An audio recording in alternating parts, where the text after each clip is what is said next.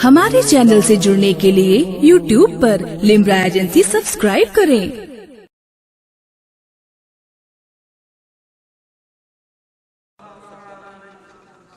गालिब ने कहा था, गरचे दुश्वार है हर काम का आसा होना, आदमी को भी मैसर नहीं इंसान होना। तो तशरीफ रखें आराम से। मैंने पूछा आप खैरियत से हैं आप लोग? ये बहुत बड़ी सादत है अल्लाह की तरफ से हमें अता हुई है कि उसने हमें मौका दिया है अपने प्यारे हबीब की महफिल में और उनके नवासों और उनके प्यारों की महफिल सजाने का अल्लाह ने हमें मौका दिया है।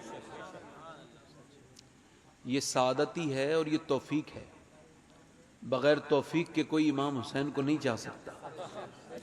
बल्कि गौसे आजम इरशाद फरमाते हैं, कोई ये न कहे कि वो मुझसे मोहब्बत करता है। नहीं, फरमाते हैं वो कौन होता है मोहब्बत करने वाला? फरमाते हैं पहले मैं मोहब्बत करता हूँ, वो फिर बाद में मोहब्बत करता है। आप इस महफिल में बैठे थोड़ी हैं, बिठाले गए हैं। जिन लोगों के मोबाइल ऑन हो उनसे गुजारिश है कि हुजूर के जिक्र के एहतराम में, मेरा अपना कोई एहतराम नहीं है, मैं तो एक खादिम हूँ, डाकिया हूँ, मेरी हैसियत कोई नहीं। ये हमारे जो नाजिम साहब ने जो भी अपनी तरफ से मुझ पर शफ़क़त फरमाई है, इन्होंने जो है वो असाग़े नवाज़ी की है, इनकी अपनी मोहब्बत है और ये शफ़क़त है या हुस्न ज़न है। मैं इस लायक नहीं हूँ। अपनी औकात सिर्फ़ इतनी हैं, कुछ नहीं बात सिर्फ़ इतनी है। कल भी टुकड़ों पे उनके पलते थे, अब भी टुकड़ों पे उनके पलते हैं। बस ये खड़ा महफिल इमाम अली मकाम की है। मुझसे कबल आपने ज़ाकिर इस्माइली साहब को भी समात किया और भी दीगर शोरा को आपने समात किया, और मेरे बाद आप हिंदुस्तान के मशहूर और बड़े मकबूल और बड़े आशिक शायर जनाब मुमताज़ हुसैन टांडवी को समात करेंगे। मैंने जो तकरीर करनी है, मेरी बहनें आराम से सुनें। जितने लोगों को मरना हो वो सारे लोग मेरी तकरीर सुन कर जाएँ। उसकी वजह यह है कि हुजूर फरमाते हैं कि जब मेरा उम्मती नमाज पढ़े तो हर सजदे को आखिरी समझ के पढ़े। क्या मतलब है? जब वो सजदे में सर रखेगा और जब सर रख कर के कहेगा मेरे मालिक मेरा हो सकता है ये आखिरी सजदा हो, तो फिर दिल से कहेगा, अल्लाह को दिल से पुकारेगा। हुजूर ये चाहते हैं कि मेरा उम्मती ऐसी नमाज पढ़े कि हर बार नमाज में उसे रब की मोहब्बत मिले, उसे मज़ा मिले, उसे लुत्फ मिले। वो मुर्गे की तरह ठोंगे ना मारे सजदे में जाके।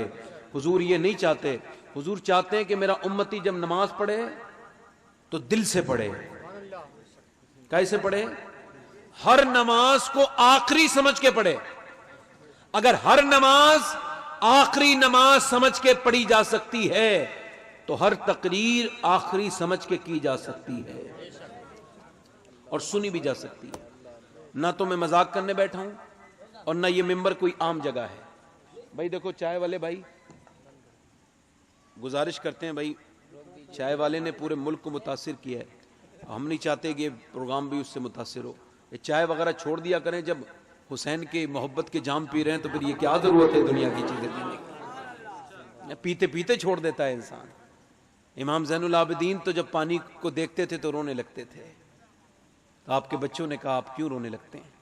कहने लगे करबला के मैदान में मेरे सारे बहन भाई इसी पानी की वजह से प्यास से शहीद हुए हैं। जब पानी को देखता हूँ तो भाई अली असगर याद आता है, अली अकबर याद आते हैं, मुझे बाबा याद आते हैं, अपना प्यासा बाप याद आता है। तो इस पानी को देख करके मैं रोना शुरू हो जाता हूँ। आप मुस्कुराते नहीं थे। किसी ने कहा आपने मुस्कुराना क्यों छोड़ दिया? आपके प्यारे नाना की सुन्नत है। फरमाया मैं बहुत मुस्कुराया था करबला से पहले, मगर अब मुस्कुराना चाहता हूँ ना, तब मेरी आंखों से आंसू निकल आते हैं। पेशानी हयात में कुछ ऐसे बल पड़े, हंसने को जी चाहा तो आंसू निकल पड़े। आप हजरात आराम से सुने। तो ना तो ये महफिल कोई मजाक है, ना ये मिंबर कोई मजाक है। मैं यहाँ बैठा हूँ, आज यहाँ बिठाला गया हूँ, कल मुझसे इसी का हिसाब होगा। आपसे सुनने का हिसाब होगा और मुझसे सुनाने का हिसाब होगा। मेरा रब मुझसे पूछेगा जरूर कि जब पुरफितन दौर था, जब लोग मुझसे और मेरे महबूब से दूर भाग रहे थे, तो तेरे सामने हजारों की तादाद में बैठते थे, तो तू उन्हें क्या समझाता था? کیا بات کرتا تھا. حضرت سیدنا اویس قرنی کہتے تھے، کوئی پوچھتا تھا کیا نام ہے، کہنے لگے کیا نام بام ہے صاحب، اگر اللہ بخش دے تو نام بتانے میں ٹھیک لگتا ہے، اگر نہ بخشے جاؤں تو کیا کروں گا نام بتا کے، ہے نا. آپ آرام سے سنیں گے انشاءاللہ. کسی صاحب کو جانا تو نہیں پیچھے سے آگے سے کہیں سے، پیچھے والے کسی صاحب کو جانا ہے، جلدی چلے جائیں اٹھ کے، بیچ میں سے جائیں گے تو اچھا نہیں لگے گا، مجھے تکلیف ہوگی، ہے نا. تو یہ کس کی محفل ہے؟ امام. اچھا صاحب ایک شعر، یہ ناظم اجلاس کی نظر ہے. تقسیم کرنا بڑا مشکل ہے دنیا کو، ڈیوائیڈ کرنا. کوئی کالا ہے، کوئی گورا ہے، کوئی چھوٹا ہے، کوئی بڑا ہے، کوئی امیر ہے، کوئی غریب ہے، کوئی نوکری پیشہ ہے، کوئی بے روزگار ہے. دنیا کی تقسیم بڑی مشکل ہے. مگر احمد باقی پوری ایک شاعر ہے، وہ کہتا ہے کہ آبادی دنیا کی تقسیم نہیں مشکل، آبادی دنیا کی تقسیم نہیں مشکل. کچھ لوگ یزیدی ہیں، کچھ لوگ حسینی ہیں.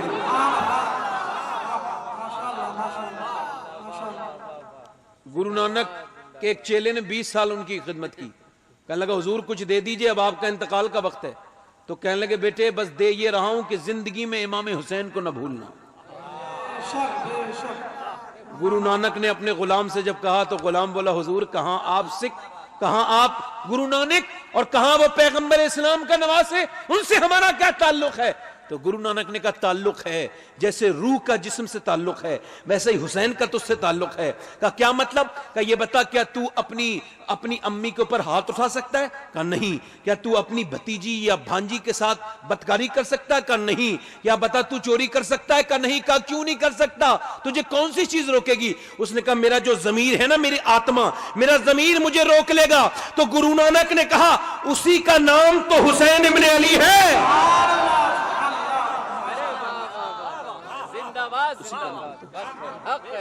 جو ضمیر زندہ ہے نا، جس کا ضمیر مر گیا اس کے اندر یزیدیت ہے، اور جس کا ضمیر زندہ ہے اس کے اندر ذاکر بھائی ماشاءاللہ.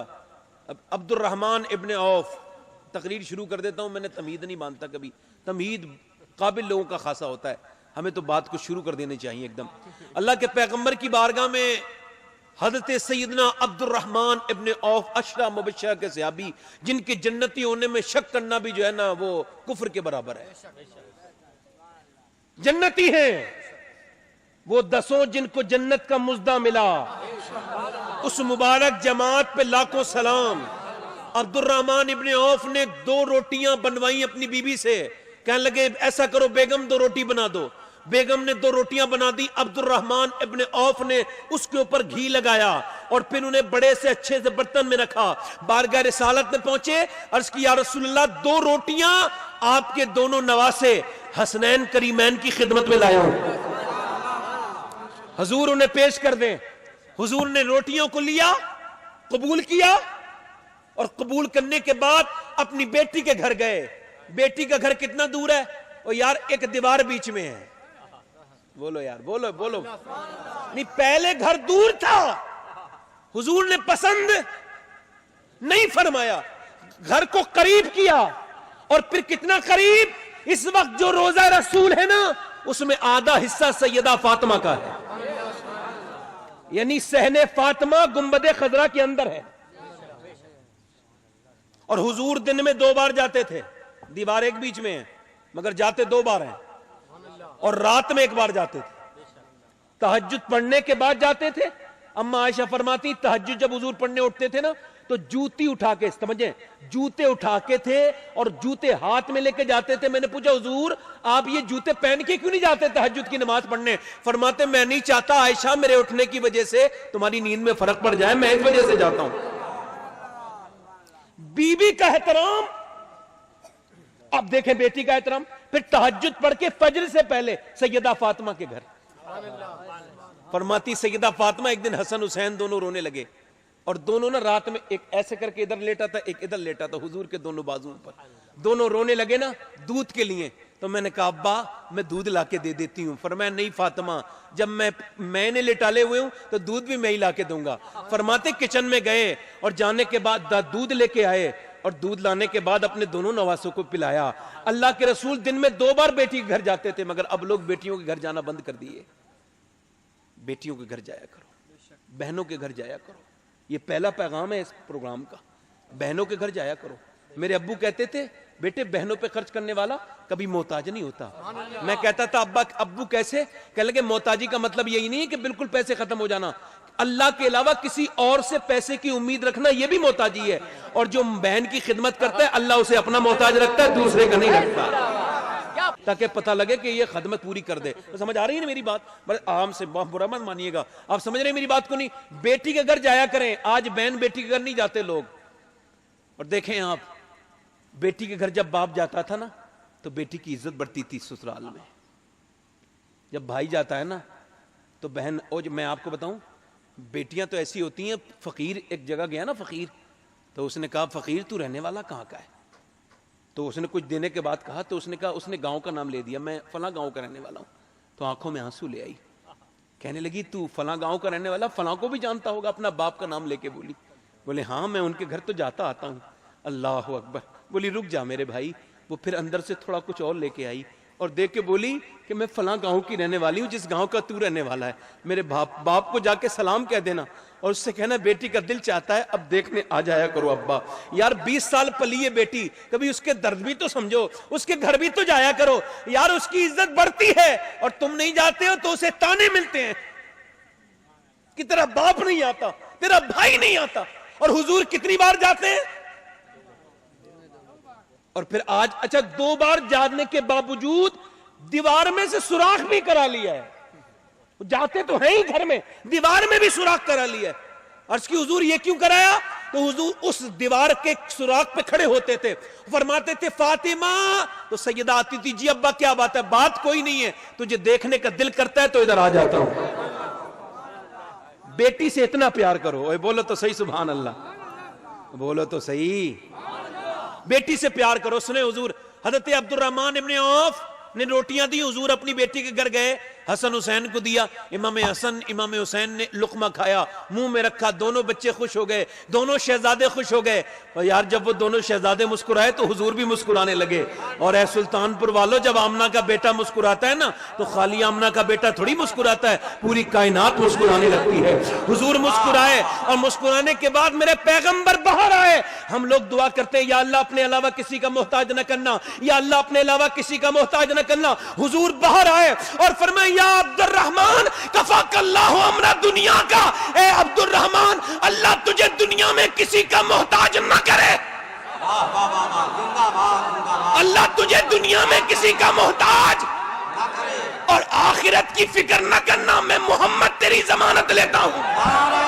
1 منٹ, کیوں حضور کیوں لے رہے ہیں ضمانت؟ حضور کیوں لے رہے ہیں؟ تو مدینے سے آواز آئی اس وجہ سے, او عبد الرحمن تیری ان روٹیوں سے, تیرے اس کھانے سے میرے حسن حسین مسکرائے ہیں تو میں بھی خوش ہو گیا ہوں اور میرا رب بھی خوش ہو گیا ہے. اب ہم امام حسین کو تحفہ نہیں دے سکتے, نہیں دے سکتے نا تحفہ, کوئی تحفہ نہیں دے سکتے, کوئی خدمت نہیں کر سکتے. تو خواجہ شیخ الاسلام خواجہ قمر الدین سیالوی, سیالکوٹ شیخ الاسلام, وہ ہر جو ہے وہ یوم عاشور کے روز نا 10 محرم کو وہ بانٹتے تھے شربت. ایک دن شربت بانٹ رہے تھے نا تو ان کے ابا ضیاء الدین سیالوی وہ آئے, کہنے لگے ذرا اپنے ہاتھ دے, میں تیرے ہاتھ چومنا چاہتا ہوں. کہا کیوں؟ کہنے لگے یار ہاتھ تیرے چومنا چاہتا ہوں. کہا کیوں چومنا چاہتے ہیں ابا؟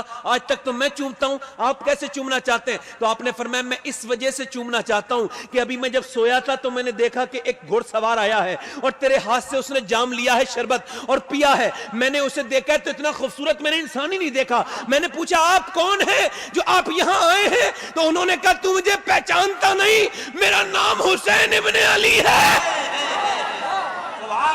اور تیرے بیٹے کا شربت مجھے اچھا لگا, میٹھا بڑا ہے.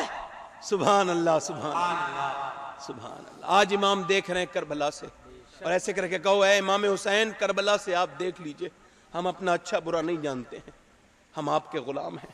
جب ہم یہاں سے اٹھیں تو ہمارے اعمال بدل جائیں, ہمارے دل بدل جائیں. کہو آمین, کہو آمین, کہو. اب یہ تو بہت اچھا لوگ, یہ اگر آپ کہیں تو 2-3 شعر میں بھی پڑھ دوں, یہ حکم ہے 2-3 شعر پڑھ دوں, اجازت ہے. دیکھو ان لوگوں کی طرح تو کبھی, میری ایسی آواز ہے کہ بس میں محبت سے پڑھ رہا ہوں, 2-3 شعر برداشت کیجیے گا. پڑھ دوں 2-3 شعر, دونوں ہاتھ رکھے ہو, یا حسین, زور سے بولو, سماعت کریں. 2-3 شعر پڑھتا ہوں, دل لگا کے بولیں سبحان اللہ.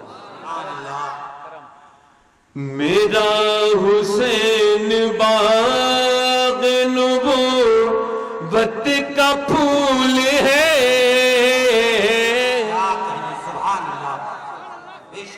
میرا حسین باغ نبوت کا پھول ہے, میرا حسین باغ, میرا حسین باغ نبوت کا پھول ہے, مولا علی کی جان ہے, خون بطول ہے, مولا علی کی جان ہے, خون بطول. نعرہ رسالت, ذکر شہدائے کربلا, حضرت علامہ سید شباہت حسین صاحب قبلہ, یا حسین, یا حسین, یا حسین, یا حسین, زندہ باد. میرا حسین باغ نبو. دیکھیں اگر آپ حضرات نا اگر بیٹھ کے بھی سنیں گے تو میرے اوپر انشاءاللہ لہجے میں فرق نہیں دیکھیں گے, اللہ نے چاہا تو, ہے نا. آپ جو حضرات ہیں, اگر آپ کہیں تو میں تقریر شروع کروں. 1-2 لوگ پیچھے سے جا رہے ہیں, ان سے گزارش ہے کہ اگر اس سے اچھی کوئی جگہ ہو تو چلے جائیں, ورنہ یہیں بیٹھ جائیں, ہے نا. شعر سماعت کریں, پڑھو میرے ساتھ. مولا علی, مولا علی کی جان ہے, خون بطول ہے, اور گزرا جہاں جہاں سے نواسا رسول کا, گزرا جہاں جہاں سے نواسا رسول کا, اب تک وہاں خدا کے کرم کا نزول ہے, اب تک وہاں خدا کے کرم. بہت عمدہ. اور دنیا میں سواری بڑی آئی ہیں, سواری بڑی آئی دنیا میں, ہے نا. کوئی مرسڈیز پہ ناز کرتا ہے, کوئی BMW پہ ناز کرتا ہے, کوئی بلٹ کی پیچھے کی ربڑ کٹوا کے اس کے اندر آواز پیدا کروا کے اور بلٹ لے کے چلتا ہے. اچھی خاصی انسانوں کی سواری ہے یہ بلٹ. اب اس کے اندر کے پیچھے کا کٹوائیں گے ربڑ, اور اس کے بعد آواز پیدا ہو گئی, یار کوئی تو دیکھ لو 2 لاکھ کی خریدی ہے, کوئی تو دیکھ لو. یعنی انسان سے جو ہے نا اپنی سواری برداشت نہیں ہوتی اور زور سے تیز چلتے ہیں. معاذ اللہ ثم معاذ اللہ. حضور فرماتے ہیں جب میرا امتی نا گھوڑے پہ چلے تو ایک تو گھوڑے کو بہت تیز بھگائے نا, اور فرماتے ہیں اس کے بعد اگر بستی آ جائے تو اور ہلکا کر لے.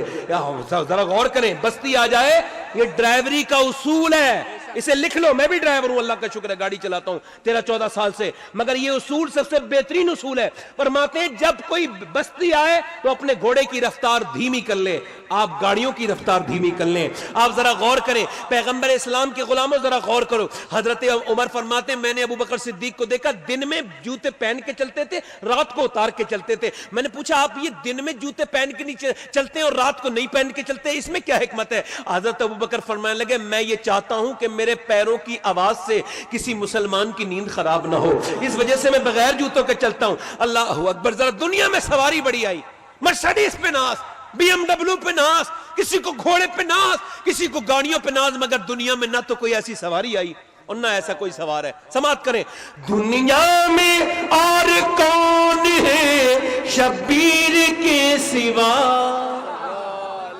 دنیا میں اور کون ہے شبیر کے سوا, ایسا سوار جس کی سواری رسول ہے. اور بس آخری شعر پڑھتا ہوں, آخری شعر پڑھتا ہوں. بس آپ حضرات آخری شعر سن لیں جلدی سے. جس کے لیے یزید نے اتنے ستم کیے، جس کے لیے یزید نے لاکھوں ستم کیے، وہ تاج تو حسین کے قدموں کی دھول ہے. زندہ باد زندہ باد، سبحان اللہ. تو بیٹھے آرام سے، میری تقریر شروع ہو رہی ہے. حسین کے قدموں کی دھول ہے. آج آپ دیکھیں لوگ اگر موبائل میں فلم دیکھتے ہیں نا تو پوری دیکھتے ہیں، کہیں سے ایسا نہ ہو کہ ہم سے مس ہو جائے اور سمجھ میں نہ آئے، مگر جب تقریر سننے آتے ہیں تو پھر ایک دم اٹھ کے چل دیتے ہیں معاذ اللہ. وہ سمجھتے ہیں کہ دین ایسے ہی مل جاتا ہے، اور وہ سمجھتے ہیں کہ کوئی جادو کی پڑیا ہے انہیں کھلا دی جائے گی. نہیں، یہاں جم کے بیٹھنا پڑے گا. آج موبائلوں کے لیے کتنا وقت ہے لوگوں کے پاس بھائی، حضور کے لیے وقت نہیں. آج آدمی اکتاہٹ محسوس کرتا ہے رات کو بیٹھنے میں، سونا ہی تو ہے بھائی. کیا کریں گے آپ؟ گھر جا کے بھی سوئیں گے تو، مگر آپ تو میاں سو جائیں گے. کبھی غور کیا آپ نے؟ یہ جس کی محفل ہے نا، کیا وہ کبھی سوئیں؟ اما عائشہ فرماتی ہیں کہ دنیا تو مدینہ تو سو جاتا تھا، مگر میں حضور کو دیکھتی تھی کہ حضور جب نماز شروع کرتے تھے نا تو حضور کی آنکھوں کے آنسو گھر کے باہر کو نکل جاتے تھے، حضور کے پیروں پہ ورم آ جاتا تھا. سرکار امت کے لیے اتنا روتے تھے، سرکار کو اتنا وقت، سرکار دو عالم اتنا وقت یاد کرتے تھے امت کو. آپ سنیں، آپ تب پیدا بھی نہیں ہوئے تھے نا، اس سے پہلے حضور نے آپ کے لیے دعا کی تھی. آج پیدا ہوئے، آپ کے لیے حضور نے وقت پہلے گزارا ہے. آج آپ دیکھیں گرمی کا موسم ہو نا، اللہ کا فضل ہوتا ہے گرمی کا موسم بھی، موسموں پہ اعتراض نہیں کرنا چاہیے، مگر ذرا غور کریں گرمی کا موسم ہو تو آدمی دن میں کھڑے ہو کے مسجد میں بھی اگر جمعے کے دن اگر جگہ نہ ملے نا، باہر کھڑا ہو جائے تو میاں 2 رکعت نماز پڑھنے میں اس کا پسینہ نکلتا ہے نا تو پریشان ہو کے پھر سنتیں گھر جا کے پڑھتا ہے. توجہ ہے کہ نہیں؟ آدمی ذرا غور کریں، آج آپ کے پاس کتنا وقت ہے. آپ نے یوٹیوب کو 2 گھنٹے دیے ہوں گے، آپ نے فیس بک کو 2 گھنٹے دیتے ہوں گے، آج 5 گھنٹے آپ نے انسٹاگرام کو دیے ہوں گے، اور معاذ اللہ نہ جانے جنہیں آپ جانتے بھی نہیں ان سے آپ نے چیٹ کے وقت میں نہ جانے کتنا وقت خراب کیا ہوگا، آپ نے چوراہے پہ بیٹھ کے کتنا وقت خراب کیا ہوگا. مگر آپ سوچے، کبھی غور کریں کہ ذرا غور کریں آپ دوپہر میں کتنی دیر کھڑے ہو سکتے ہیں. بندہ جو دوپہر کے وقت میں نہیں کھڑا ہو سکتا. میں جب پہلی مرتبہ حج پہ گیا تھا تو یہ جو عرفات کے میدان میں کھڑے ہو کے دعا مانگنا سنت ہے، اور اس وقت میں سر پہ انسان کی ٹوپی نہیں ہوتی، وہ احرام کے اندر ہوتا ہے، احرام کی پابندیوں میں ٹوپی نہیں اوڑھ سکتا. اب احرام کی پابندیوں میں اسے دعا مانگنا سنت ہے. اب وہاں چلچلاتی دھوپ میں جب میں نے پہلی مرتبہ گیا تھا میں 2017 میں، تو میں نے دعا کرنی شروع کی، آدھا گھنٹے بمشکل تمام کھڑا رہا وہاں پر، مگر اتنی سخت دھوپ تھی کہ میں پھر برداشت نہ کر پایا. میرے ساتھ والے سارے خیموں میں آئے اور پھر آ کر کے بیٹھ گئے. اور میں جب اگلی بار 19 میں گیا تو پھر ہم نے دعا مانگنی شروع کی تو 45 منٹ میں کئی لوگ بے ہوش ہو گئے دعا مانگتے مانگتے. عرفات کے میدان کے بارے میں لکھا ہے، اس دن جس دن عرفات کا وہ میدان ہوتا ہے، نمے دن اگر عرفات کے میدان سے کوئی چڑیا کوئی چیل بھی گزر جائے وہ بھی حاجی بن جاتے ہیں. یہ وہ عرفات کا میدان ہے. اللہ غور کریں، اللہ غور کرے، توجہ کرے. اب آدمی 45 منٹ کے بعد میں نے دیکھا کچھ لوگ بے ہوش ہو گئے. ہم بڑی مشکل سے جب آئے تو بالکل طبیعت بگڑ چکی تھی، اے سی کے سامنے آ کے بیٹھ گئے. مگر پھر میں نے ایک روایت پڑھی اور روایت پڑھنے کے بعد میں رونے لگا. میں نے لوگوں کو سمجھایا، ان کے سمجھ میں آئی. میں نے کہا آج تم سے جو ہے وہ 40 منٹ کھڑا نہیں ہوا جاتا. مگر آپ کو پتا ہے حضرت ابو ہریرہ کہتے ہیں جب حضور آخری حج کے موقع پر عرفات کے میدان میں حضور بیچ میدان میں کھڑے ہوئے ہیں اپنی امت کے لیے دعا کرنے کے لیے، تو اللہ کے رسول نے ہاتھ اٹھائے اور اٹھانے کے بعد حضور نے ہاتھ سے رونا شروع کر دیا. امت امت امت امت امت امت کہتے رہے، اور کہنے کے بعد پھر نبی پاک نے اپنے ہاتھ اپنے سینے سے لگائے اور پھر سسکیاں بھر کے رونے لگے. اللہ کے رسول رونے لگے. کتنا امت کے غم میں روتے ہیں. میرا امام کہتا ہے آنکھیں رو رو کے سجانے والے، جانے والے نہیں آنے والے. آنکھیں کچھ کہتی ہیں تجھ سے پیغام او در یار کے جانے والے. اللہ اکبر. آج 10 منٹ جس پر ہم نے درود نہیں پڑھا. اللہ اکبر اللہ اکبر. ذرا غور کریں، حضرت ابو ہریرہ فرماتے ہیں میں نے دیکھا حضور کو، حضور رونے لگے اور اسی سخت دھوپ میں 1 گھنٹہ نہیں، 2 گھنٹے نہیں، 3 گھنٹے نہیں، 4 گھنٹے نہیں، 5 گھنٹے نہیں، لگاتار 6 گھنٹے حضور امت کے لیے دعائیں مغفرت کرتے رہے. 6 گھنٹے. آج میں مروں گا نا تو کل حضور کو قبر میں منہ میرا دکھائے، حضور کا منہ دیکھوں گا، چہرہ دیکھوں گا. حضور نے مجھ سے کہہ دیا تو تقریر کرتا تھا، تو کس طرح سے کرتا تھا؟ حضرت فرماتے گورے گورے پاؤں چمکا دو خدا کے واسطے یار. اوہو، کبھی اعلیٰ حضرت نے دیکھے تو عشق دیکھیں. یہ قبر میں ہم لوگوں کو جانا ہے. ایک سنیوں میں شعر پڑھا جاتا ہے، سنا ہے آپ ہر عاشق کے گھر تشریف لاتے ہیں. اور یار شعر سنو، پہلے میری پوری بات سنو. عاشق کے گھر تشریف لاتے ہیں، میرے گھر میں بھی ہو جائے چراغ ہے.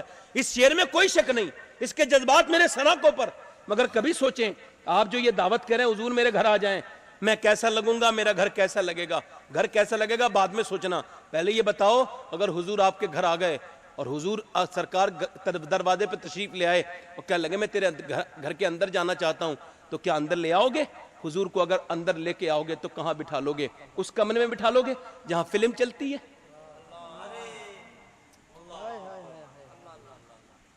اس کمرے میں بٹھا لو گے جہاں لڑکیاں غیروں کی لڑکیاں بغیر آدھے آدھے کپڑوں کے تمہارے گھروں میں ناچتی ہیں؟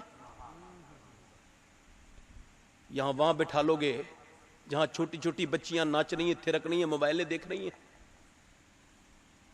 کہاں بٹھا لو گے بتاؤ؟ وہاں بٹھا لو گے جہاں ماں نوکرانی بن کے جی رہی ہے،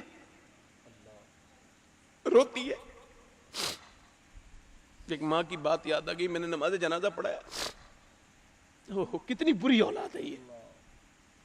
ماں کی طبیعت خراب ہوئی تو 5 بیٹے تھے، ایک نے دوسرے گھر بھیج دیا، وہ بھی جس میں وہ پھل ول بیچتے ہیں نا اس ٹھیلے پہ رکھوا کے. تو پھر اولاد تو دیکھو یار. اور پھر دوسرے نے تیسرے کے گھر بھیج دیا، میں کیوں رکھوں اسے، زمین فلاں لے، یہ وہ لے. اور پھر تیسرے نے چوتھے کے گھر بھیج دیا، چوتھے نے 5ویں گھر بھیج دیا، 5ویں نے لڑکی کے گھر. ایک دن میں 6ٹھی جگہ گئی، وہ بیمار عورت بوڑھی. اس نے 5 بچوں کو پالا تھا، 5 لڑکیوں کو پالا تھا. اور جب بیٹی کے گھر گئی تو بیٹی کا شوہر نے اسے نکال دیا گھر سے. کہنے لگا میں کیوں رکھوں جب تیرے بیٹوں نے نہیں رکھا. مجھے کسی نے بتایا دروازے پہ انتقال ہو گیا اس کا. اس گھر میں رکھو گے جب ماں کو نوکرانی بن کے رکھ رہے ہو، وہاں حضور کو بلاؤ گے؟ یا جہاں باپ تمہارا تم سے ڈرتا ہے وہاں بٹھا لو گے؟ اگر حضور میرے گھر تشریف لے آئے نا اور دروازے پہ آ گئے تو میں تو حضور سے یہ کہوں گا یا رسول اللہ آپ آ گئے ٹھیک ہے، آپ کے قدم میرے سر آنکھوں پر، مگر میرا گھر اس قابل نہیں ہے حضور، میرا گھر اس قابل نہیں ہے کہ میں آپ کو اندر لا سکوں. میرے گھر میں درود ہی نہیں پڑھا جاتا. نہیں، میری بچیاں درود نہیں پڑھتی، اب وہ تھرکتی ہیں، موبائلوں میں فلم دیکھتی ہیں. میں کہاں رکھوں گا، کہاں بٹھا لوں گا حضور کو؟ میں کہتا ہوں حضور کے بلانے کی باتیں نہ کرو، وہ تم سے زیادہ پیار کرتے ہیں، ماں باپ سے بھی زیادہ. تم اپنے گھروں کو ایسا بنا لو کہ جس میں حضور آ سکے، پھر تمہیں بلانے کی ضرورت نہیں ہے، حضور خود ہی آ جائیں گے. بے شک سبحان اللہ سبحان اللہ سبحان اللہ. اللہ کے رسول کی بارگاہ میں صحابہ کرام آئے ہیں. بہت دھیان سے میری تقریر یہاں سے سنیے گا. صحابہ کرام آئے، آ کے عرض کرتے ہیں حضور یہ جو آپ کی تبلیغ ہے نا، آپ کی یہ جو بے شمار بے مثال تبلیغ ہے، حضور کی تبلیغ پر صحابہ اجرت دینا چاہتے تھے، کوئی آپ کو خدمت کرنا چاہتے تھے. وہ کہتے ہیں حضور ہم آپ کی تبلیغ پر آپ کو کچھ اجرت کچھ بدلہ دینا چاہتے ہیں، آپ کو اجر دینا چاہتے ہیں. اللہ کے پیغمبر صلی اللہ علیہ وسلم کی تبلیغ کے بارے میں آپ کو بتاؤں تبلیغ کسے کہتے ہیں؟ حضور نے وہ جو جہنمیوں کو جنتی بنایا تھا اس کے بارے میں لوگ کہتے ہیں کہ اس کی اجرت دینا چاہتے ہیں. اچھا وہ تبلیغ کون سی؟ حضور فرماتے ہیں، خود فرماتے ہیں اگر سارے نبیوں کی ساری تکلیف، ساری پریشانیاں، سارے غم ایک پلے میں رکھ دی جائیں سارے نبیوں کے، اور میری تکلیف میری پریشانی ایک پلے میں رکھ دی جائیں، تو فرماتے ہیں میری پریشانی بھاری ہو جائیں گی، میرے غم بھاری ہو جائیں گے. ایک دن حضور بیٹھ کے نماز پڑھ رہے ہیں، صحابہ نے دیکھا حضور کو کبھی بیٹھ کے نماز پڑھتے نہیں دیکھا تھا. حضور کے ارد گرد حلقہ بنایا، عرض کی حضور ہم نے آپ کو کبھی بیٹھ کے نماز پڑھتے نہیں دیکھا، آج آپ بیٹھ کے نماز کیوں پڑھ رہے ہیں؟ تو آپ نے ارشاد فرمایا بات یہ ہے صحابہ کہ میں نے 5 دن سے کچھ کھایا نہیں ہے اور مجھ سے کھڑا نہیں ہوا جاتا، اس وجہ سے میں بیٹھ کے نماز پڑھ رہا ہوں. حضور کی تبلیغ پر بدلہ دینا چاہتے ہیں صحابہ. کون سی تبلیغ؟ وہ تبلیغ سبحان اللہ، وہ تبلیغ اللہ اکبر، وہ بلند تبلیغ، وہ بلند پایا تبلیغ، اللہ اکبر، وہ مدینے کی مکے کی تبلیغ، وہ سرکار دو عالم صلی اللہ علیہ وسلم کی کون سی تبلیغ؟ اما عائشہ فرماتی ہیں احد والے دن پیغمبر اسلام صلی اللہ علیہ وسلم کے غلاموں میں تقریباً 100 صحابہ کو شہید کیا گیا تھا، کسی کی ناک کان کسی کی ناک کاٹی گئی، کسی کان کاٹے گئے، اور ناک کان کاٹنے کے بعد ظالموں نے کفار مکہ نے اپنے گلے میں ڈال لی تھی وہ ہار کی طرح، اور پیغمبر اسلام صلی اللہ علیہ وسلم کے جسم مبارک سرکار دو عالم صلی اللہ علیہ وسلم کے مبارک رخسار میں آپ کی خود کی کڑی داخل ہو گئی تھی۔ کسی نے جا کر کے کہا سیدہ فاطمہ سے، اے فاطمہ الزہرا آپ کے ابا کے اوپر حملہ ہوا ہے، کوئی کہتا تھا نبی معاذ اللہ سرکار دو عالم کے بارے میں کہ حضور شہید ہو گئے ہیں، کوئی کہتا تھا، تو سیدہ فاطمہ کا دل دھڑکنے لگا، آپ مدینے سے پیدل احد پہ 3 کلومیٹر چلی اور چلتے چلتے پہنچی اپنے ابا کے پاس۔ جب حضور اقدس صلی اللہ علیہ وسلم کے چہرہ مبارکہ کو دیکھا تو میرے ماں باپ قربان ہو جائیں، حضور کے چہرے پر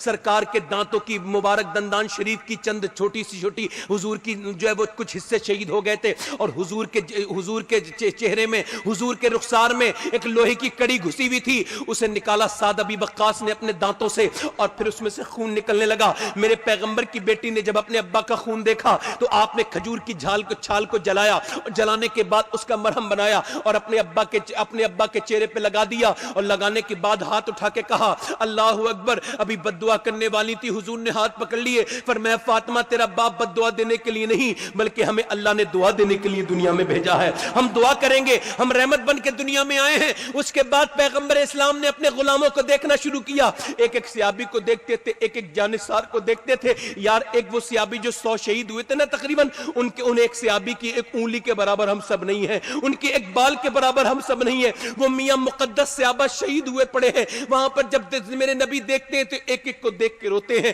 پھر دوسرے کو دیکھتے ہیں، پھر حضور کا قلب نازک دھڑک پڑتا ہے، تیسرے کو دیکھتے ہیں، مگر جب چوتھے کے پاس پہنچتے ہیں، جب ایک سے ایک لاش کے پاس پہنچتے ہیں، جب ایک جسم کے پاس پہنچتے ہیں تو وہ جسم کا حال یہ ہے کہ اس کے کلیجے کو پھاڑ کے چبا دیا گیا ہے، اس کلیجے کو چبا دیا گیا ہے، اس کے ناک اور کان کاٹے گئے ہیں۔ اللہ اکبر، اسے دیکھ کر کے حضور بیٹھ جاتے ہیں، اور بیٹھنے کے بعد اس لاش کے قریب رونے لگتے ہیں، اور جب روتے ہیں میرے پیغمبر اسلام صلی اللہ علیہ وسلم صحابہ دیکھتے ہیں یہ کس کا جنازہ تھا؟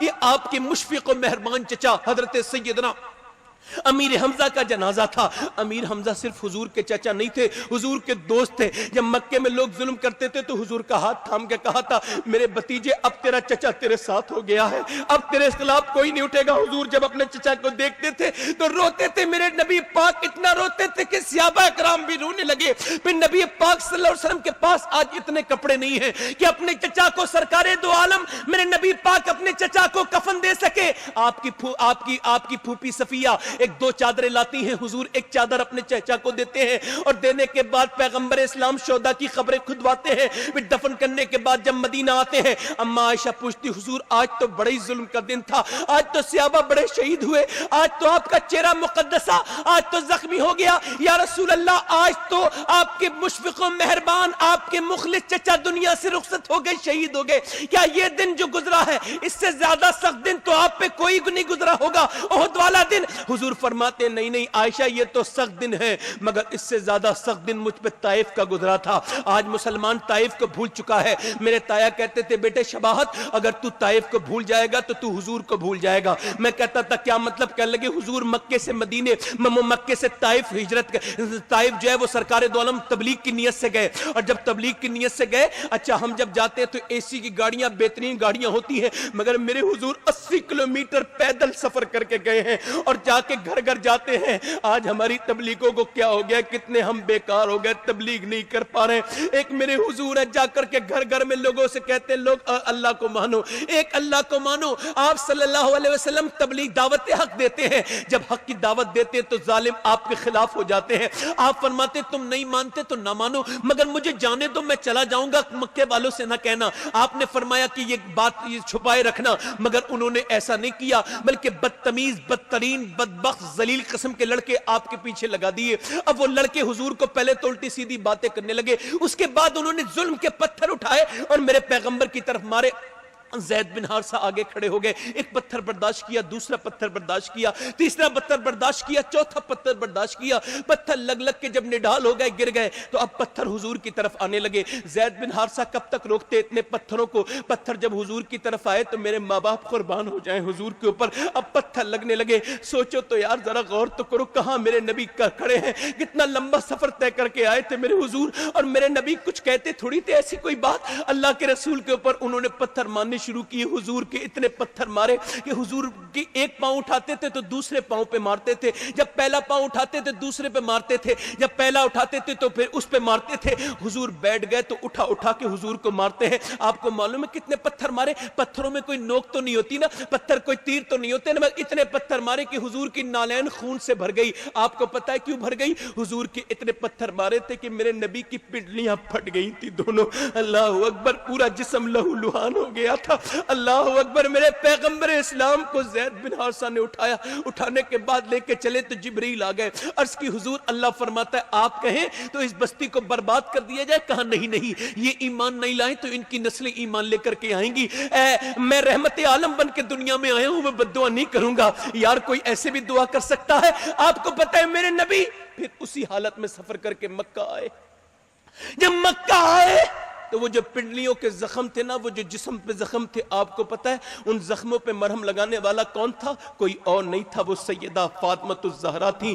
8-9 سال کی بچی زخم کو مرہم لگاتی تھی۔ بتاؤ اس بچی کے دل پہ کیا گزرتی ہوگی جس کے باپ پر اتنا ظلم کرتے ہیں لوگ۔ یہ کربلا کا ابتدائیہ سنیے، یہ دیواچہ سنیے، کربلا کی شروعات تو مکے سے ہو گئی تھی۔ اللہ اکبر، ذرا غور تو کریں، میرے پیغمبر کی بیٹی سیدہ فاطمہ الزہرا مرہم لگاتی ہے، لگاتی جاتی ہیں، روتی جاتی ہیں، اور ایک دن عرض کرتی تھی سیدہ فاطمہ، ابا یہ لوگ ہمارے گھروں پہ کیوں مارتے ہیں پتھر؟ یہ بتائیے یہ پتھر کیوں مارتے ہیں؟ کبھی یہ پتھر میرے لگتا ہے، کبھی امی کے لگتا ہے، کبھی میرے لگتا ہے، پتھر کیوں مارتے ہیں ہمارے گھروں میں؟ بتاؤ اس بچی کے ذہن پہ کیسے اثرات مرتب ہوتے ہوں گے جو بچپن میں 6 سال کی ہے، اس کے گھر میں پتھر آ رہے ہیں۔ اللہ اکبر، پتھر کتنے مارے میرے نبی کریم کے؟ پتھر مارتے تھے، گالیاں بکتے تھے۔ حضور ایک دن کعبے میں نماز پڑھ رہے تھے، ایک ظالم نے میرے حضور کی گردن دبا دی، گردن دبائی تو مبارک آنکھیں باہر کو آنے لگی۔ اللہ اکبر، ایک دن نبی پاک نماز پڑھ رہے تھے تو اونٹ کی اوجڑی اوپر رکھ دی میرے حضور کے اوپر، بھاری اونٹ کی اوجڑی کے نیچے میرے حضور کا ہے۔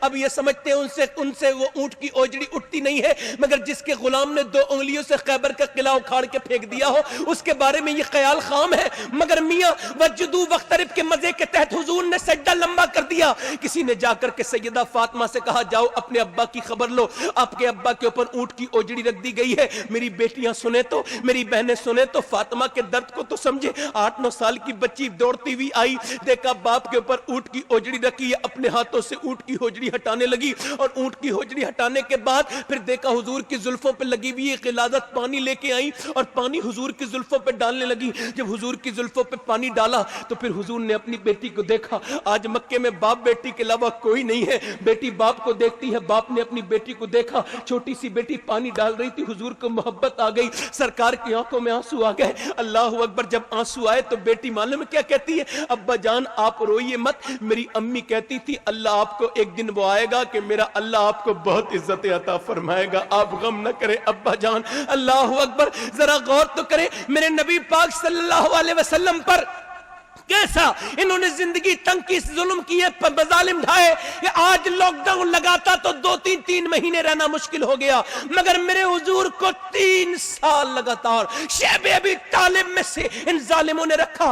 حضور فرماتے میرے قبیلے کے بچے جب روتے تھے تو ان کے رونے سے پہاڑوں کے دل چر جاتے تھے، مگر کب مکے کے کافروں کے دلوں پر رحم نہیں آتا تھا۔ اللہ کے رسول فرماتے ہم 5 قریشی ایک پرانا چمڑا بھگو کے اور 5 دن کے بعد کھاتے تھے، پرانا چمڑا کھاتے تھے، پیڑوں کے درخت کے پتے کھاتے تھے۔ میرے حضور فرماتے ہیں میری بیٹی سیدہ فاطمہ بھی بھوکی رہتی تھی، وہ خدیجہ جس کے پاس بے شمار دولت تھی وہ میرے ساتھ 7 دن بھوکی رہی ہے، 8 دن بھوکی رہی ہے۔ اللہ اکبر، پھر اور ظلم بڑھا، اتنا ظلم کیا حضور پر مکے میں کہ نبی نے مکہ چھوڑا۔ میں نے کہا حاجی تو مکے چھوڑتے وقت رو کیوں رہا ہے؟ کہنے لگا سید صاحب 20 دن رہا ہوں مکے میں تو کعبے کی محبت بڑھ گئی. کعبہ جگہ ہی ایسی ہے. میں نے کہا یار تو نے تو 20 دن گزارے ہیں, میرے حضور کے بارے میں تو سوچ کہ میرے حضور نے تو بچپن بھی مکے میں گزارا تھا کعبے کے قریب. حضور کا گھر تو بالکل کعبے کے قریب تھا. حضور نے تو 53 سال کی زندگی کعبے میں گزاری تھی, اور جب کعبے کو چھوڑ کے جاتے تھے تو پھوٹ پھوٹ کے روتے تھے اور کہتے تھے کعبے میں جا رہا ہوں, میرا بچپن تیرے قریب گزرا ہے. اور جب کعبے کو چھوڑ کے آئے, اللہ اکبر, جب فتح مکہ والے دن واپس آئے تھے نا, تو انصار صحابہ بیان کرتے حضور ہمیں لے کے گئے اور کعبے میں کھڑے ہو کے کہتے تھے یہاں میں رہتا تھا, یہاں میری ختیجہ کا گھر تھا, یہاں میرے باپ کا گھر تھا, یہاں میری ماں کا گھر تھا, مگر ان ظالموں نے کتنا ظلم کیا. مکہ حضور نے چھوڑ کے مدینہ گئے, اور پھر حضور کے پیچھے پیچھے حضور کی بیٹی سیدہ زینب نے بھی ہجرت کی. آج دیکھیں حضور کی بیٹی جب ہجرت کر کے مکے جا رہی تو ایک ظالموں نے پتہ چل گیا اور انہوں نے راستے میں روک لیا اور کہا اس میں سے محمد کی بیٹی کون ہے؟ کسی نے کہا یہ ہے. اس نے نیزہ مارا, آپ نیچے گر گئی. جب آپ نیچے گری سیدہ زینب, تو آپ کے پیٹ میں بچہ تھا, وہ شہید ہو گیا. نبی پاک کی بیٹی کا بچہ شہید ہو گیا.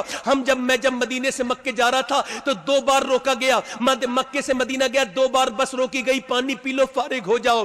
مگر اے سی کی بس میں کون سی تھکن ہوتی ہے؟ مگر حضور کی بیٹی اسی حال میں مکے سے مدینے تک چلی. اور بیٹی والے تو تم بھی ہو, بہنے والے تو تم بھی ہو. میرے حضور کی بیٹی جب مدینہ پہنچی تو بالکل کمزور ہو چکی تھی. کسی نے جا کر کے کہا حضور آپ کی بیٹی آ گئی. حضور آئے تو حضور نے دیکھا میری بیٹی کا چہرہ بالکل پیلا ہو رہا ہے. سر پہ ہاتھ جب بیٹی کے باپ نے رکھا نا تو بیٹی پھوٹ کے رونے لگی, ابا ابا ابا کہنے لگی. حضور نے فرمایا بیٹی نہ رو, بیٹی نہ رو زینب, تو نے اپنے باپ کی سنت کو زندہ کیا, اللہ کی راہ میں ستائی گئی ہے. اور پھر حضور اقدس مسجد نبی میں بیٹھ کے رونے لگے.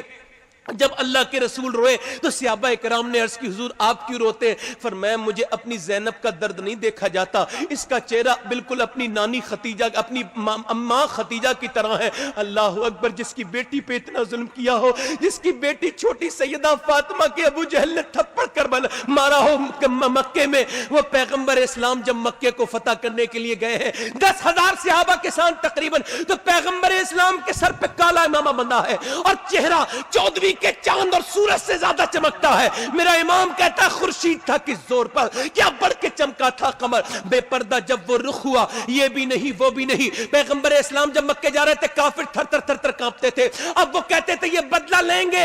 میرے نبی نے فرمایا میں بدلہ لینے نہیں آیا, میں تو معاف کرنے کے لیے آیا ہوں. اب صحابہ کہنے لگے حضور معاف کر دے. حضور انہیں معاف نہ کرے, ہم بدلہ لیں گے. فرمایا نہیں میں بدلہ نہیں لوں گا, معاف کروں گا. ایک آدمی آیا, اس کا چہرہ ڈھکا ہوا تھا, کہنے لگا آپ سب کو معاف کر دیں گے؟ آپ نے فرمایا ہاں کر دوں گا. کہنے لگا آپ اسے بھی معاف کر دیں گے جس نے آپ کی بیٹی کو نیزہ مار کے گرایا تھا؟ حضور نے فرمایا تو کیا سمجھتا ہے میں نے تجھے پہچانا نہیں؟ اللہ اکبر. میرا امام کہتا ہے سارے اچھوں سے اچھا سمجھیے جسے ہے, ان اچھوں سے اچھا ہمارا نبی. کیا خبر کتنے تارے کھلے چھپ گئے پر نہ ڈوبے نہ ڈوبا ہمارا نبی. اللہ اکبر اللہ اکبر. ایک ہم ہیں جن کی آپس میں ایک دوسرے سے بات چیت نہیں ہے, دشمنی رکھتے, ایک دوسرے سے حسد کرتے. او یار تم نے قبروں کے حال نہیں دیکھے, مرتے ہوئے لوگ نہیں دیتے, کب تک حسد رکھو گے؟ میرے آقا فرماتے میرے 2 امتی آپس میں بات نہ کرے اور اسی حال میں مر جائیں تو مجھے کوئی فرق نہیں پڑتا وہ یہودی بن کے مرے یا نصرانی بن کے مرے. اللہ اکبر. میرے آقا فرماتے جب میرا ایک امتی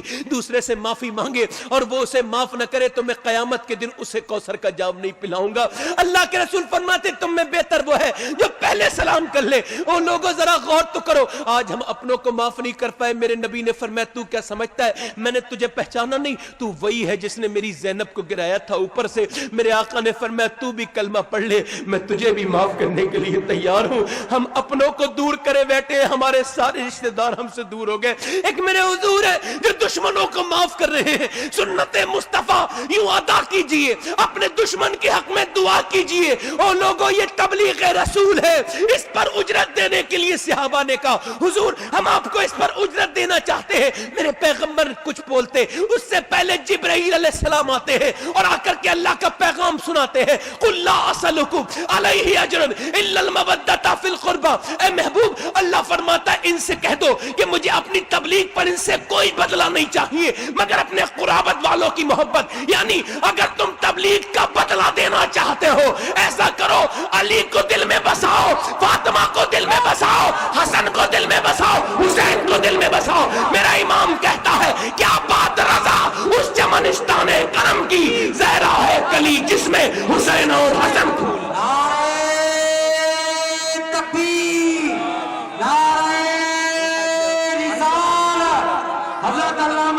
شباب حسین صاحب قبلہ، علماء اہل سنت، نوجوانان اہل سنت، نعرہ تکبیر، نعرہ رسالت۔ اب مجھے یہ بتاؤ اے میرے بھائیو، یہ بتاؤ اس سے اس قرآن کی آیت کو سب سے اچھا کون سمجھے گا؟ صحابہ۔ کون سمجھے گا؟ ابو بکر صدیق سمجھیں گے، حضرت عمر سمجھیں گے۔ ہمیں صحابہ نہیں تو اہل بیت کی عزت بتائی ہے، کسی اور نے بتائی ہے کیا؟ بتاؤ، صحابہ نہ بتاتے تو کیسے پتہ چلتا؟ یار اگر کوئی بڑا آدمی بن جائے نا، تھوڑا پردھان بھی بن جائے نا، تو تھوڑا چلتا ہے تو حساب سے چلتا ہے۔ پردھانی سے پہلے الگ اسٹائل میں چلتا تھا، پردھانی کے بعد اسٹائل بدل جاتا ہے۔ ذرا سا چیئرمین بن جائے نا تو تھوڑا، مگر یار ابو بکر تو امیر المومنین ہے، بعد الانبیاء بالتحقیق ہیں، صحابہ اہل بیت میں سب سے افضل ہے۔ توجہ ہے نہیں ہے؟ حضرت ابو بکر صدیق، توجہ، بخاری پڑھ رہا ہوں، حضرت ابو بکر گزر کے جا رہے ہیں تو دیکھا ایک بچہ بڑا خوبصورت کھیل رہا ہے۔ آپ جھکنے کے بعد اس بچے کو اٹھایا اور اٹھانے کے بعد اپنے کاندھے پر بٹھالا اور فرمایا تجھ پہ میرا باپ قربان ہو جائے حسن، تو میرے حضور کی تصویر ہے۔ بولو تو صحیح، میرے حضور کی تصویر ہے۔ حضرت سیدنا علی فرماتے ہیں کہ یہ جو عمر فاروق اعظم میرے دروازے پہ آتے تھے اور کہتے تھے حضور کے وصال کے بعد یار علی حضور کی تصویر دکھا دو، میرا بہت دل چاہتا ہے۔ تو سیدہ فاطمہ کے گھر میں کوئی حضور کی تصویر نہیں تھی، تو حضرت علی کہتے ہیں میں حسن کو بلاتا تھا اور حسین کو۔ حضرت عمر دیکھتے تھے دونوں کو، اور دونوں دیکھنے کے بعد رونے لگتے تھے اور کہتے تھے حسن حسین کو دیکھنے کے بعد ایسا لگتا ہے کہ مصطفیٰ کا دیدار کر لیا ہے۔ یار کوئی اپنا یہ بتاؤ، کوئی جو ہے وہ امامہ باندھ کر کے، توجہ، امامہ باندھ کر کے حضور کی سنت ادا کر سکتا ہے؟ کوئی جو ہے وہ سرما لگا کر حضور کی سنت ادا کر سکتا ہے؟ کوئی جو ہے نا وہ نبی پاک کی سنت جو ہے وہ مسواک کر کے، کوئی سرما لگا کے، عطر لگا کے، خوشبو، مگر حضور کی یہ سنت کون زندہ کرے گا؟ کوئی اپنی آنکھیں بھی حضور کی طرح بنا سکتا ہے؟ کوئی اپنے ہونٹ بھی حضور کی طرح بنا سکتا ہے؟ یہ میرے رب کے قبضہ و اختیار میں ہے۔ اللہ نے دنیا میں لوگ بہت پیدا کیے مگر اپنے حبیب کی طرح حسین نہیں بنایا۔ جس سے سب سے زیادہ پیار کرتا تھا اس کی طرح حسین کسی کو نہیں بنایا، اور اس کے بعد پھر حسن حسین سے زیادہ حسین کسی کو نہیں بنایا۔ اعلیٰ حضرت فرماتے ہیں معدوم نہ تھا سایہ شاہ ثقلین، اس نور کی جلوہ گاہ تھی ذات حسنین، تمثیل نے اس نور کے دو حصے کر دیے، آدھے سے بنے حسن، آدھے سے حسین۔ نعرہ تکبیر،